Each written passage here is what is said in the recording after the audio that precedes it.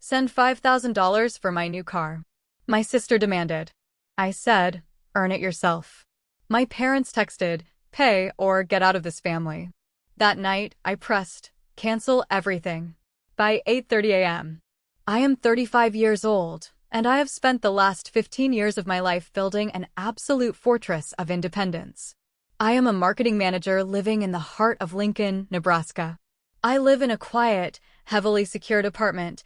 I drive a reliable car that I paid off 3 years ago, and I do not depend on a single breathing soul for my survival.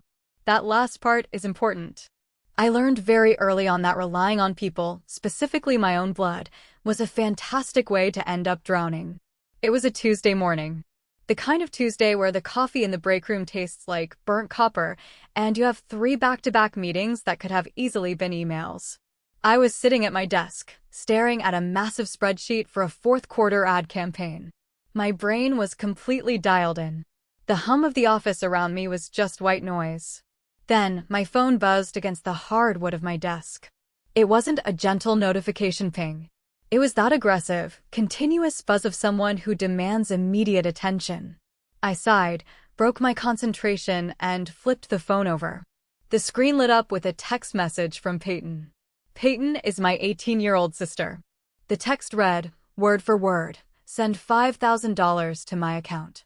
I need the deposit for my new car today. I just sat there for a solid minute, staring at the glowing letters.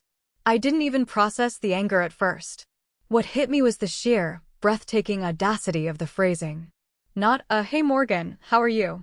Not a, could you possibly help me out? Just a flat, unblinking command. Send $5,000. And the word deposit. She wasn't asking for $5,000 to buy a used, reliable car outright. She was asking for $5,000 just to put down on a brand new car. A car that she, an 18-year-old with exactly 0 work history, would somehow be driving off a dealership lot. My jaw tightened so hard I felt a sharp pain shoot up to my temples. My chest felt hot, that familiar, suffocating tightness that always crept in whenever I had to deal with my family's financial circus. I could picture her perfectly.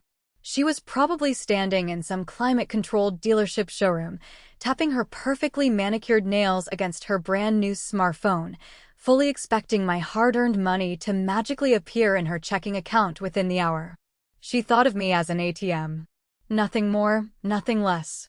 An ATM that didn't require a PIN number, just a demanding text message. My hands were actually shaking a little bit, not from fear, but from a deeply rooted, volcanic irritation.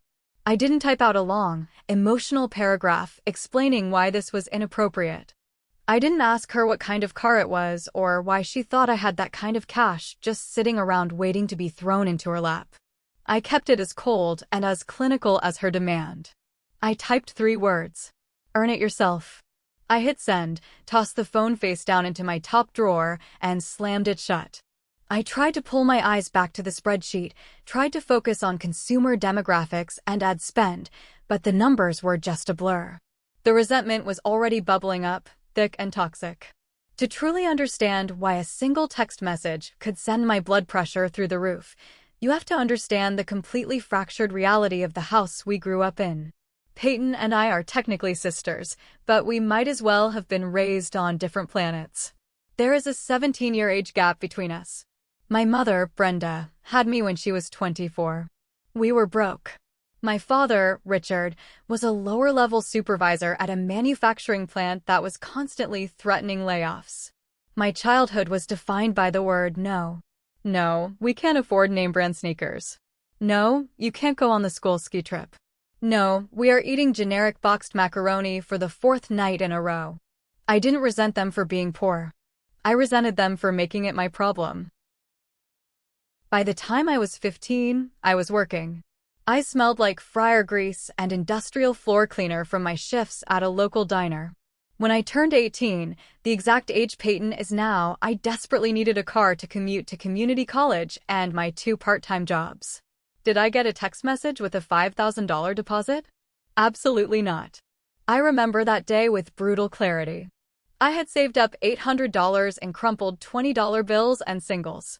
I bought a rusted-out, Faded blue sedan from a guy named Earl who lived 2 towns over. The heater only worked when the car was moving above 40 miles an hour. I spent 3 Nebraska winters shivering in that metal icebox, praying the engine wouldn't die at a red light because the starter motor sounded like a dying lawnmower.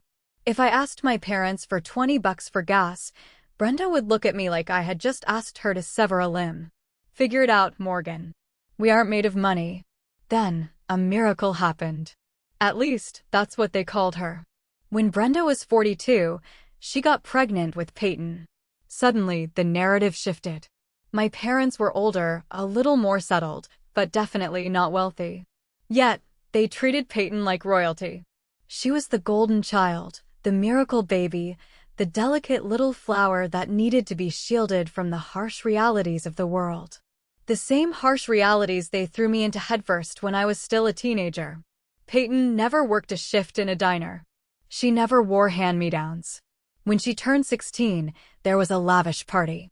She got organic meals, private tutoring when her grades slipped because she was too busy on social media, and a wardrobe that looked like it belonged to a minor celebrity. The contrast wasn't just unfair, it was deeply psychological. It taught me that my parents were capable of providing, of nurturing, of giving everything to a child. They just chose not to do it for me. I was the practice round. I was the scapegoat, the one expected to be independent so they could pour all their resources into their perfect youngest daughter. So, when my phone buzzed with a demand for $5,000 for a showroom car, it wasn't just about the money. It was 18 years of repressed anger. It was the ghost of my 18-year-old self, freezing in a rusted sedan, screaming at the injustice of it all. Peyton's entitlement wasn't an accident. It was carefully manufactured by Brenda and Richard. They created a monster who believed the world, and specifically her older sister, owed her a luxury lifestyle. The darkest irony of this whole situation was that they actually had access to my money. I wasn't just some distant sister ignoring them, I was actively funding their lives, or so I thought. For years ago, when I was 31, the carefully constructed house of cards my parents lived in started to wobble. Richard lost his job. It wasn't permanent, but he was out of work for about 6 months. Brenda called me one night, absolutely hysterical. She was sobbing so hard she could barely breathe, claiming the bank was going to foreclose on their suburban home, that they couldn't afford groceries, that they were going to be out on the street with young Peyton. I was finally making good money. I had just gotten a major promotion. The guilt hit me like a freight train. Despite everything, despite the unfairness of my childhood, they were still my parents. The ingrained societal pressure to take care of your family is a heavy chain to break. I drove out to their house the next day. I sat at their kitchen table, looking at their supposedly unpaid utility bills. I made a decision that I would deeply, bitterly regret. I went to the bank and opened a joint checking account. My name was the primary, but Brenda and Richard had full access and debit cards. The agreement was strict. Or at least, I thought it was. I told them this was an emergency survival fund. I set up an automatic transfer from my personal savings. Every single month, without fail, I dropped $1,500 to $2,000 into that joint account. I told Brenda, this is for the electric bill, the water bill, property taxes, and basic groceries. This is to keep a roof over your heads. For the first year, I checked it occasionally. I saw payments to the power company, the city water department, and local grocery stores. It seemed legitimate. They thanked me profusely. They called me their savior. It fed my ego a little bit, I won't lie. It felt good to be the successful, responsible one who could swoop in and fix the mess. But as my career skyrocketed, I got busier. I was managing massive accounts, flying across the country for pitch meetings, working 60-hour weeks. The monthly transfers to the joint account just became background noise. An automatic deduction that I stopped noticing. I stopped logging in to check the transaction history. I trusted them.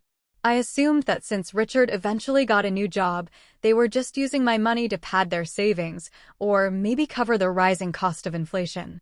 I was incredibly naive. I was a shark in the corporate boardroom, but an absolute fool when it came to my own blood. I gave them a blank check and looked the other way, wanting to believe they respected my hard work. I wanted to believe the money was going toward survival. I had no idea I was funding a slow-motion robbery. Exactly 15 minutes after I sent the earn it yourself text to Peyton, my phone buzzed again. I was still sitting at my desk, trying to regulate my breathing. I pulled the phone out of the drawer, expecting a whining, multi-paragraph rant from my sister about how unfair I was being. Instead, the text was from a group chat containing both Brenda and Richard. It was sent from Brenda's phone, but it had the distinct, heavy-handed tone that meant they were both sitting there, drafting it together. It read, "Pay the $5,000 deposit or get out of this family. Your choice." I stopped breathing. The office around me completely vanished. The sound of keyboards clacking, the low murmur of my coworkers discussing lunch plans, it all faded into a vacuum of absolute silence. I just stared at the glowing screen, reading those 16 words over and over until they stopped looking like English and started looking like physical blows. Get out of this family. Your choice. It is a very specific, very terrifying kind of psychological violence when your parents put a literal price tag on your belonging. They weren't angry that I was being rude. They were giving me a cold, calculated ultimatum. $5,000 for a luxury car deposit for the golden child, or I was dead to them. In that singular moment, any lingering illusion I had about unconditional love evaporated. There was no love here.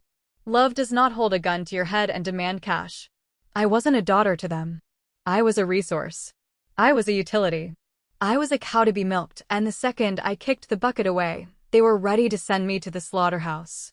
The word choice was the most manipulative part of the entire message. They were trying to frame it so that if I lost my family, it was my fault. I chose my money over my sister. It's a classic, textbook abuse tactic. Force the victim into an impossible corner and then blame them for the outcome. I didn't cry. I didn't feel sad. What I felt was a cold, dark, terrifying clarity. For 35 years, I had been tap dancing for their approval. I had been sending thousands of dollars into a black hole, hoping they would finally look at me the way they looked at Peyton. But this text was the ultimate proof. I could give them $1 million, and I would still just be the hired help. I didn't reply. I put the phone face down on the desk again. I needed to let them sweat. I needed to hold my ground. But deep down, a small, paranoid voice started whispering in the back of my mind. If they were bold enough to threaten to disown me over a car deposit, what else were they capable of? That afternoon dragged on like a slow-motion nightmare. I moved through my meetings on autopilot, nodding at the right times, taking notes I wouldn't remember, projecting the image of a calm, collected professional. But beneath the surface, my mind was racing, turning over that text message 1,000 times. At exactly 4 p.m., I was packing up my laptop bag to head home. My phone chimed with a gentle, melodic ping. It wasn't a text message. It was an email notification. I glanced at the lock screen. The sender was the automated system of the bank where I held the joint family account. The subject line was flagged in red text, "Large transaction fraud alert." My stomach dropped into my shoes. A cold sweat broke out across the back of my neck. I quickly unlocked the phone and opened the email. My eyes scanned the sterile, automated text. "Dear Morgan, we have detected a potentially unusual transaction on your joint checking account ending in 4492. A pending withdrawal of $8,000 to Lincoln Auto Mall is currently awaiting clearance. If you recognize this transaction, no action is needed. If this is unauthorized, please contact our fraud department immediately. $8,000. Not 5. 8. I physically stumbled back and had to lean against the edge of my desk to keep from falling over. The pieces snapped together with horrifying speed. When Peyton texted me demanding the $5,000, she wasn't asking for a handout. She was giving me a heads up. She was letting me know what she intended to take. And when I told her to earn it herself, they didn't just get mad. They bypassed me completely. Brenda and Richard had taken their debit card for the survival account, marched into that dealership, and tried to swipe it for $8,000 to buy Peyton her precious car. They figured they had access, so why bother negotiating? They would just take it and deal with my anger later. The sheer, breathtaking betrayal of it hit me so hard I felt nauseous. They were trying to steal from the fund I created to keep them from being homeless. They were weaponizing my own charity against me. I immediately dialed the number for the bank's fraud department. I navigated the endless, robotic voice menus, my fingers trembling as I punched in my account numbers. Finally, a human voice came on the line. I explained the situation, my voice tight and strained. I told them the transaction was unauthorized. The representative was polite but firm. "Ma'am, because this is a joint account and the transaction was initiated with a verified debit card and PIN number belonging to one of the authorized users, we cannot instantly decline it as fraud over the phone. You will need to come into a branch in person with 2 forms of identification to formally dispute the charge and restructure the account access. The funds are currently frozen in a pending state, but they will clear by tomorrow afternoon if no legal action is taken at a branch." Tomorrow afternoon. I had less than 24 hours. I didn't wait until I got home. I marched out of my office building, got into my car in the parking garage, locked the doors, and dialed Brenda's number. I didn't care about playing games anymore. I wanted to hear her voice. I wanted to hear her try to lie her way out of an $8,000 felony. She answered on the second ring. Her voice was dripping with that fake, syrupy sweetness she only used when she thought she had the upper hand. "Hello, Morgan. Have you decided to apologize to your sister?" I gripped the steering wheel so hard my knuckles turned white. I kept my voice incredibly low and completely devoid of emotion. "Did you try to swipe the joint debit card for $8,000 at Lincoln Auto Mall?" There was a pause. A tiny, microscopic hesitation. But Brenda was a seasoned manipulator. She recovered instantly. "I have no idea what you're talking about, Morgan. You're being paranoid. Have you been drinking?" "Do not play stupid with me," I hissed, the anger finally leaking into my tone. I got the fraud alert. "You tried to drain the survival account to buy Peyton a car after I explicitly said no." Suddenly, the phone fumbled and Richard's voice came on the line. He always played the heavy enforcer when Brenda's gaslighting wasn't working. "Listen here, Morgan," he barked. "The roof needs repairs. We needed that money for home maintenance. You're overreacting and snooping into things that aren't your business. The transaction literally says Lincoln Auto Mall." I shouted, the sound echoing in the enclosed car. "Are you buying shingles from a Honda dealership? You are lying to my face. We share our burdens in this house." Richard roared back, completely dropping the roof repair excuse. "Peyton needs a safe vehicle. You have thousands sitting in the bank doing nothing. You're a selfish, ungrateful daughter. You pay that deposit or you're dead to us. Do you hear me? Dead." I didn't say another word. I pulled the phone away from my ear and hit the red end call button. The silence in the car was deafening. I sat there in the dim light of the parking garage, staring out the windshield at the concrete wall. They weren't sorry. They weren't embarrassed that they got caught. They felt entirely justified in stealing from me. They believed my money belonged to them by divine right. The gaslighting, the screaming, the blatant lies, it was a terrifying glimpse into how their minds worked. If they were willing to lie about an $8,000 charge while the evidence was literally staring me in the face, what else had they been lying about? A cold dread washed over me. I had been blindly transferring thousands of dollars into that account every single month for 4 years. For years of survival money. If they were willing to blow $8,000 on a car deposit on a random Tuesday, what the hell had they been doing with the rest of my money? I couldn't just close the account. I needed to see the ghosts. I needed to dig up the graveyard. Thank you for following the story this far.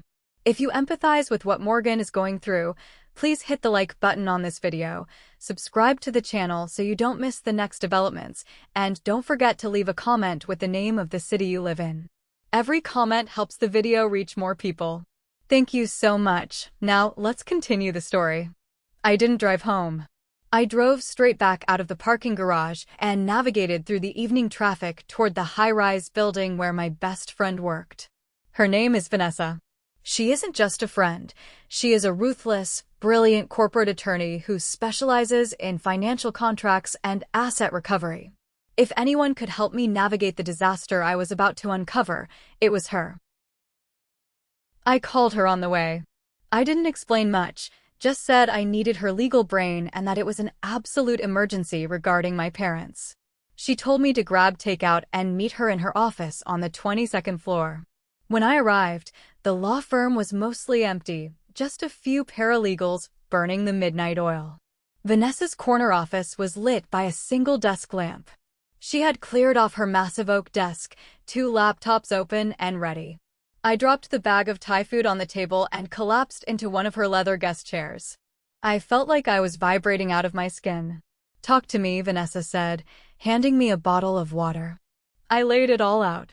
The text from Peyton. The ultimatum from my parents.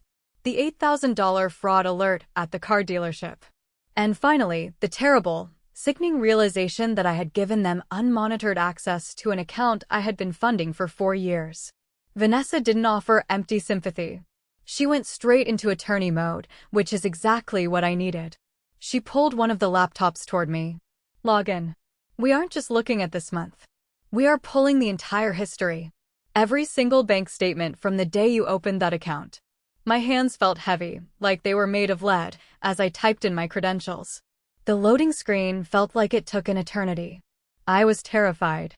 I felt like a detective walking into a crime scene, knowing the victim was me. "Download the past 48 months as CSV files," Vanessa instructed, her eyes locked on the screen. "We are going to dump it into a master spreadsheet. I want to see every dollar that went in and every dollar that went out." I clicked the download buttons. The files populated. We sat in silence, eating cold noodles, while Vanessa began running pivot tables and sorting the data. The air in the office was thick, heavy with anticipation. I was about to find out exactly what my parents thought of me. It took about 45 minutes for Vanessa to clean the data and organize the chaos. When she finally pushed her glasses up the bridge of her nose and turned the laptop screen toward me, her expression was incredibly grim. "Morgan," she said softly, "you need to brace yourself. This is bad." I looked at the highlighted numbers at the bottom of the spreadsheet. Total deposits over 4 years, roughly $120,000. Total withdrawals, $104,300. My money. $104,000 of my money. Gone. But the total number wasn't what made my stomach violently reject the Thai food I just ate. It was the line items. It wasn't massive, easily noticeable lump sums. It was a calculated, methodical bleeding. It was death by 1,000 cuts. Vanessa started pointing to the screen. "Look here. This is year 2. $300 at a high-end salon in Omaha. 2 weeks later, $800 to a boutique clothing store."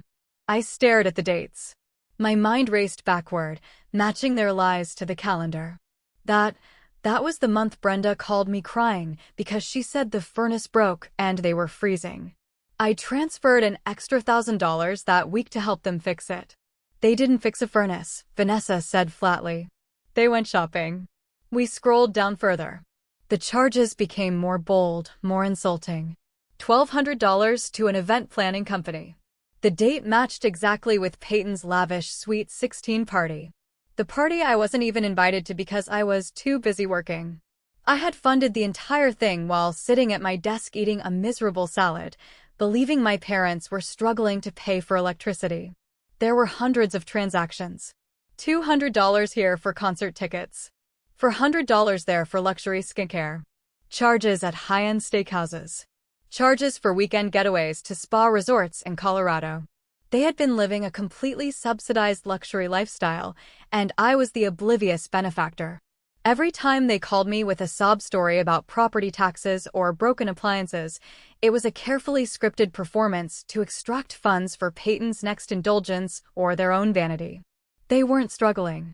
They were parasitical. The level of deception was so profound it felt physical. It felt like someone had reached into my chest and crushed my lungs. I hadn't just been a victim of theft, I had been a victim of a 4-year-long psychological operation executed by the people who raised me. They looked at my hard work, my late nights, my stress, and they saw nothing but an endless buffet for themselves. I dropped my head into my hands. The tears didn't come. I was way past crying. What I felt was a cold, terrifying rage settling deep into my bones. Vanessa wasn't done. She closed the bank spreadsheet and opened a new tab, navigating to a public records database. Her fingers flew across the keyboard.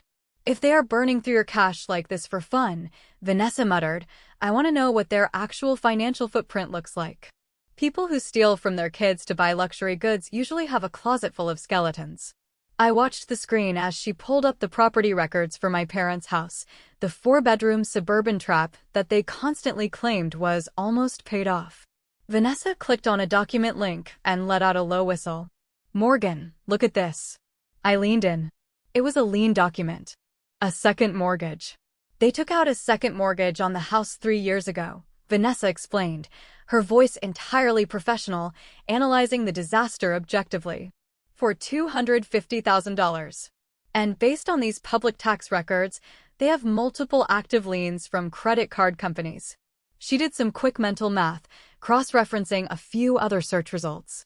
Between the primary mortgage, the second mortgage they hid from you, and what looks like a mountain of consumer debt, your parents are at least $500,000 in the red. $500,000, Morgan. I fell back against the chair. $500,000 in debt. Suddenly, everything made sickening sense. They weren't just greedy. They were drowning. They were financially rotting from the inside out, obsessed with maintaining the illusion of upper-middle-class wealth for Peyton and their neighbors. My survival account was just a tiny bucket they were using to bail water out of the Titanic. They used my money to pay the minimum balances on their maxed-out credit cards so they could keep swiping. They used my money to buy the things they couldn't put on credit anymore. I was propping up a collapsing empire of lies. And the moment the bank cut off their credit lines, the moment things got truly desperate, they demanded I buy Peyton a car outright. Because they had literally nothing left. They're a black hole, I whispered, the reality washing over me. I could give them every cent I own, I could sell my organs, and it wouldn't fix this. They would just spend it and ask for more. Exactly, Vanessa said, closing the laptop with a decisive snap. They are financially terminally ill. And right now, their tentacles are still attached to your bank account. You cannot save them, Morgan. You can only save yourself. What do you want to do? I looked at the dark windows of the office, reflecting my own face back at me. The scapegoat. The ATM. The daughter who was never good enough. I want to burn it down, I said. I want to cut the cord. I barely slept that Wednesday night. I went back to my apartment, lay in the dark, and just stared at the ceiling. The numbers from Vanessa's spreadsheet kept flashing behind my eyelids. $104,000. $500,000 in debt. The sheer scale of the deception was paralyzing, but as the hours ticked by, the paralysis morphed into a cold, hard resolve. I wasn't going to cry. I wasn't going to yell. I was going to perform a surgical extraction. Thursday morning, I was parked outside the local branch of my bank at 8:15 a.m., waiting for the doors to unlock. The sky was a dull, heavy gray, perfectly matching my mood. When the security guard finally turned the deadbolt at 8:30, I was the first person through the glass doors. I didn't go to the teller line. I walked straight to the branch manager's desk. I sat down in the leather chair opposite him, a man I had briefly met 4 years ago when I opened the account. I placed my driver's license and my passport on his desk. I need to immediately and permanently close the joint checking account ending in 4492, I said. My voice was completely flat, entirely devoid of any emotion. The manager typed my name into his computer. He looked at the screen, then looked back at me, his brow furrowing slightly. Morgan, I see there is a pending transaction for $8,000 to Lincoln Auto Mall. If we close this account right now, that transaction will bounce. It will be declined for insufficient funds and a closed account status. I am aware, I replied, not breaking eye contact. The transaction is unauthorized. I want the account closed. I want my name removed from any associated liabilities, and I want the remaining balance transferred directly into my private, individual savings account. Do it right now, please. He could read the absolute finality in my posture. He didn't ask questions. He started printing out the necessary legal forms. The printer hummed in the quiet bank, printing page after page of termination agreements. He handed me a pen. I looked down at the signature line. This was it. This was the moment I was officially severing the financial umbilical cord I had foolishly allowed them to attach to me. I thought about the rusted car I drove at 18. I thought about Peyton's sweet 16 party that I paid for. I thought about the text message, pay the $5,000 deposit or get out of this family. I pressed the pen to the paper and signed my name. It didn't feel like a financial transaction. It felt like signing divorce papers from my own family. The manager stamped the documents, handed me a receipt, and gave me a sympathetic nod. "The account is officially closed," he said softly. "The pending auto charge has been formally rejected." I walked out of the bank and into the crisp morning air. I took a deep breath. My chest, which had been tight for 4 years, suddenly felt incredibly light. It was a terrifying, exhilarating kind of freedom. The tumor had been cut out. Now, I just had to wait for the patient to wake up and realize the life support machine was unplugged. I drove to the office, grabbed a coffee, and sat at my desk. I put my phone on Do Not Disturb, placed it face down, and actually managed to get a solid 4 hours of work done. The marketing campaign I was working on finally made sense. My brain felt sharper than it had in months. At exactly 1 p.m., I picked up my phone and flipped it over. The screen lit up like a Christmas tree. There were 14 missed calls, 22 text messages, and 4 new voicemails. The symphony of panic had officially begun. I could perfectly picture the scene playing out across town. Brenda, Richard, and Peyton standing in the shiny showroom of the Lincoln Auto Mall. The smug look on Peyton's face as they confidently handed the salesman the joint debit card to cover the $8,000 down payment. The awkward pause as the salesman ran the card. The polite, uncomfortable cough as he handed it back, saying it was declined. The embarrassment. The humiliation. I opened my text messages first. Peyton's were a barrage of pure teenage entitlement mixed with blind rage. "You ruined my life." The dealer laughed at us. "You are a psycho. Give me my money." I scrolled past her tantrums and opened the voicemails. I pressed play on the first one, holding the speaker close to my ear. It was Brenda. Her tone had completely shifted from the arrogant, condescending mother she played on Tuesday. "Morgan," she hissed, her voice trembling with barely suppressed fury. "Call me back right now. The bank made some stupid mistake. They declined the card at the dealership. We are sitting in the finance manager's office, and we look like fools. Transfer the money immediately to my personal account. Call me." I deleted it and played the next one, left 30 minutes later. The anger was fading, replaced by the first creeping signs of genuine terror. "Morgan, answer your phone. I just called the bank and they said the account is closed." "Closed? What did you do?" "Morgan, we have bills coming out of that account tomorrow. You can't just do this without talking to us. Pick up the phone." The last voicemail was from Richard. He sounded out of breath, frantic. "Morgan, please. This isn't funny anymore. The card is dead. We need to talk about this. Don't do this to us. We are family. Call your mother, she's crying in the car." I sat at my desk, listening to their world crumble in real time. For a brief, fleeting second, the old Morgan, the guilty, conditioned scapegoat, wanted to call them back and apologize. But then I remembered the spreadsheet. I remembered the $100,000 spent on resorts and high-end salons while they lied to my face about broken furnaces. They weren't crying because they missed me. They were crying because their safety net had just evaporated, and the $500,000 debt they had been hiding was about to swallow them whole. I didn't reply to a single text or voicemail. Instead, I opened the master spreadsheet Vanessa had emailed me the night before. I sent it to the heavy-duty office printer. I printed every single page of the 4-year bank history. I printed the public record showing the second mortgage.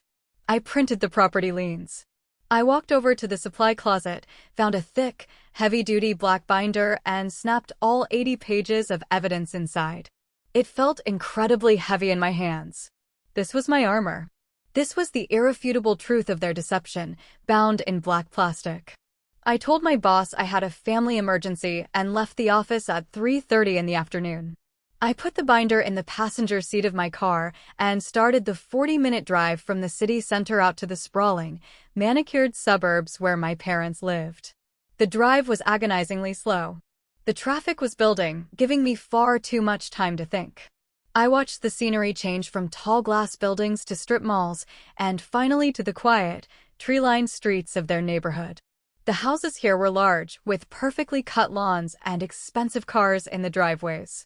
It was an entire zip code built on the illusion of wealth, a place where people would rather drown in debt than admit they shopped at a discount grocery store.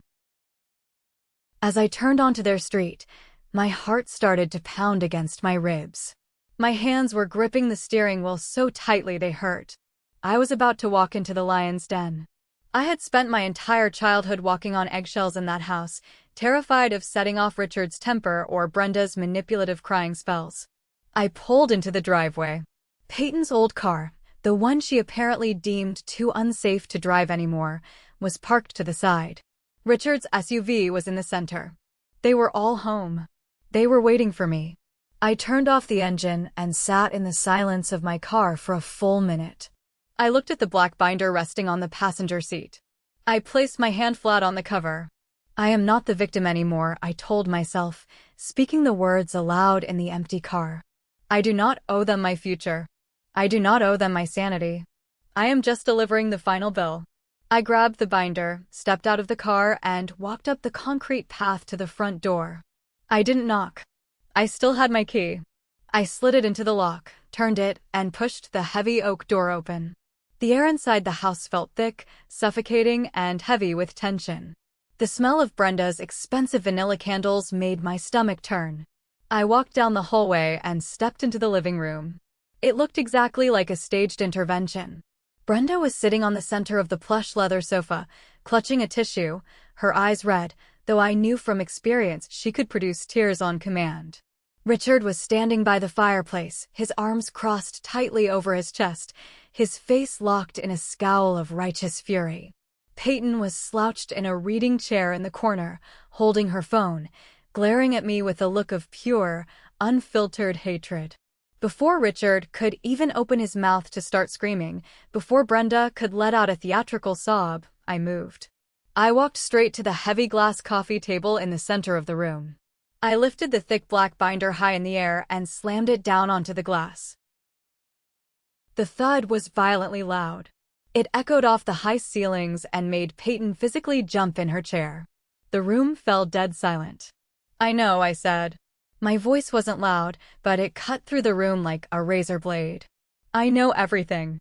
Richard uncrossed his arms, his scowl faltering for a fraction of a second. "What are you talking about, Morgan? You closed the account. You humiliated your sister at the dealership." I pointed a single finger at the black binder. "I spent last night with my attorney. I pulled the entire 4-year transaction history of the survival account. I know about the $104,000 you siphoned out of it. I know about the trips to Colorado. I know about the steak dinners, the designer clothes, and the $1,200 you spent on a Sweet 16 party using the money I sent you to keep the lights on." Brenda's face, usually flush with indignation, suddenly drained of all color. She looked pale, almost sickly. The tissue dropped from her hand onto her lap. She opened her mouth to speak, but nothing came out. I didn't stop. I turned my eyes to Richard. "I also know about the public records. I know about the second mortgage you secretly took out on this house. I know about the credit card liens. I know you're drowning in $500,000 of debt." Peyton sat up straight in her chair, the smug hatred wiping off her face, replaced by total confusion. She looked at her mother, then at her father. "Wait, what? A second mortgage? $500,000 in debt? Mom, you said we were fine. You said Morgan was just being a cheap witch." They had kept her in the dark. Of course they had. They wanted Peyton to believe they were wealthy, and they used my money to maintain that life for her. The power dynamic in the room shattered into a million pieces. They weren't the authoritative parents anymore. They were exposed frauds. Richard, desperate to regain control of the room and salvage his ego in front of Peyton, puffed out his chest and took a step toward me. He didn't apologize. Narcissists never apologize when they are cornered, they attack. "We did what we had to do to survive," he yelled, his face turning an ugly shade of red. "You were making 6 figures, Morgan. You sit in your fancy apartment with your paid-off car. You didn't need that money. We raised you. We put a roof over your head for 18 years. You owed us. We are blood. I didn't flinch. I just stared at him, feeling absolutely nothing but pity. You raised me to be your scapegoat, I said, my voice eerily calm against his shouting. When I was 18, I was working 2 jobs and driving a car that barely started in the snow. You didn't give me a dime. But when Peyton turned 18, you demanded $5,000 of my money so she could drive a brand new showroom car. I looked over at Peyton, who was now staring at the floor, suddenly realizing the gravity of her parents' financial collapse. You didn't do this to survive, Richard, I continued, turning my gaze back to my father. You stole from me to fund a fantasy. You stole my money to buy the affection of your youngest daughter because you were too financially incompetent to provide for her yourselves. You used my guilt, my basic human decency, to pay the minimums on your credit cards so you could keep playing Morgan. Richard roared, his voice cracking with genuine panic. You cannot walk out on us. You told us you would help. You cannot abandon your family. I stopped with my hand on the brass doorknob. I didn't turn around. I just looked at the wood grain of the door. I am answering your text message from Tuesday, I said loudly, ensuring every word echoed in the hallway. You told me to pay the $5,000 or get out of this family. I chose to keep my money. Have a nice life. I opened the door, stepped out into the crisp evening air, and pulled the door shut behind me. The heavy click of the deadbolt sliding into place was the loudest, most incredibly peaceful sound I have ever heard in my entire life. It has been exactly 8 months since I walked out of that house and closed the door on my past. I never unblocked their phone numbers. I never checked my spam folder to read the dozens of emails I assumed they sent. I completely erased them from my digital and physical existence. I didn't need to speak to them to know what happened. In a family like mine, gossip travels faster than light. A distant cousin called me about 3 months ago to deliver the postmortem. The house of cards collapsed spectacularly. Without my monthly injections of cash to keep the creditors at bay, Richard and Brenda were completely exposed. They filed for Chapter 7 bankruptcy. The bank finally foreclosed on the suburban house they fought so hard to keep up appearances in. My cousin said they rented a tiny, cramped 2-bedroom apartment on the industrial side of town. As for Peyton, reality hit her like a runaway train. There was no brand new car. There was no deposit.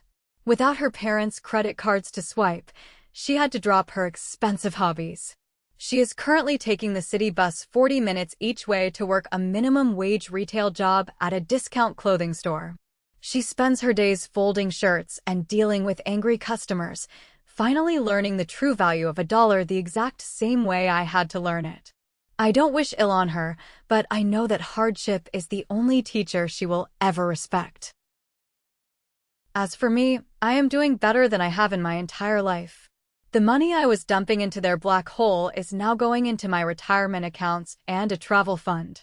But the financial relief is nothing compared to the psychological freedom. I started seeing a therapist who specializes in family trauma. I am actively unlearning 35 years of being conditioned as the scapegoat. I am learning that setting boundaries is not an act of aggression, but an act of self-preservation. I used to carry this immense, crushing guilt, believing that because they were my parents, I owed them my life, my success, and my bank account. I thought that saving them was my duty. But the truth is, you cannot save people who are actively trying to drown you to keep themselves afloat. Setting boundaries, taking control of my finances, and walking away from their toxic web, that's what saved my life. I finally have peace, even if it cost me the only family I ever knew. So, I have to ask you all, am I the jerk for leaving them to drown in the massive debt they created, or was walking away the only way I could survive? Thank you for watching my story until the end. If this resonated with you, or if you've ever had to set brutal boundaries with toxic family members, please share your thoughts in the comments below. And if you haven't subscribed yet, hit that button to join our community for more real, unheard stories. Take care of yourselves out there.